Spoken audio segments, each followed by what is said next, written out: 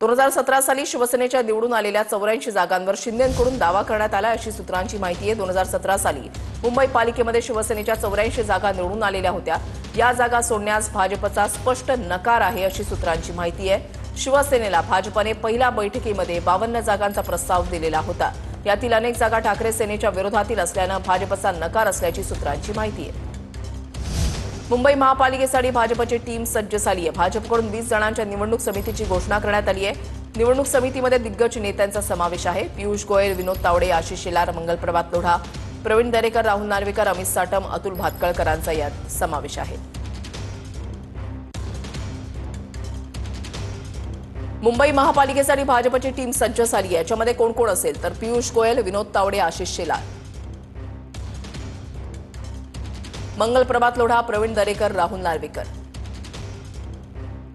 अमित साटम, अतुल भातखळकर या 8 जणांची टीम आता मुंबई पालिकेसाठी सज्ज झाली आहे। भाजपा पदाधिकाऱ्यांचं मुंबई भाजप अध्यक्ष अमित साटम यांना पत्र आहे। बीएमसी निवडणुकीमध्ये भाजपकडून कार्यकर्त्यांना न्याय द्यावा। अमित साटम यांनी लिहिलेल्या पत्रामध्ये हा उल्लेख आहे। नेत्यांच्या मुलांना तिकीट देताना कार्यकर्त्यांवर अन्याय होतो। हा अन्याय मुंबई भाजपमध्ये होऊ नये अशी विनंती या पत्रातून करण्यात आली आहे। ठाकरेंची सेना आणि मनसे युतीची घोषणा पुढच्या आठवड्यामध्ये होणार अशी सूत्रांची माहिती आहे। युतीची घोषणा पत्रकार परिषदेमधून करायची की भव्य मेळावा घेऊन करायची या संदर्भात बैठकीमध्ये चर्चा झाली असल्याची सूत्रांची माहिती आहे। ठाकरेंची सेना आणि मनसे नेत्यांची बीएमसी संदर्भात अंतिम बैठक पार पडली। येत्या 2 दिवसांमध्ये दोन्ही पक्षाच्या प्रमुखांची बैठक होणार आहे।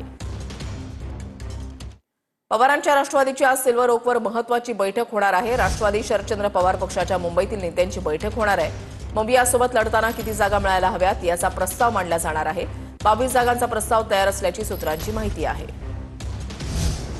निवडणुकीच्या पार्श्वभूमीवर अजित पवारांच्या राष्ट्रवादीची आज मुंबईमध्ये बैठक होणार आहे। राज्यातील सर्व महापालिका हद्दीमधील पदाधिकारी आणि नेत्यांना बैठकीला बोलावलेलं आहे। राज्याचे प्रदेशाध्यक्ष सुनील तटकरे यांच्या उपस्थितीमध्ये ही बैठक होणार आहे। दोन्ही राष्ट्रवादी एकत्र निवडणूक लढवणार का यावर सुद्धा चर्चा होणार आहे। अजितदादा पुणे महापालिका निवडणुकीसाठी स्वतः इच्छुकांच्या मुलाखती घेणार आहेत। शनिवारी पक्ष कार्यालयामध्ये मुलाखती घेतल्या जाणार आहेत आणि सोमवारपर्यंत राष्ट्रवादीचे सगळं चित्र हे स्पष्ट होणार आहे। आतापर्यंत 700 जणांनी इच्छुक म्हणून अर्ज भरलेला आहे।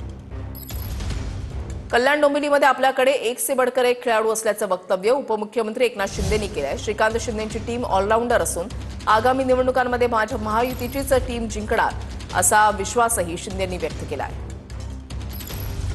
कल्याण डोंबिवलीत आता आपल्याकडे एक से एक बढ़कर बॅट्समन आहेत।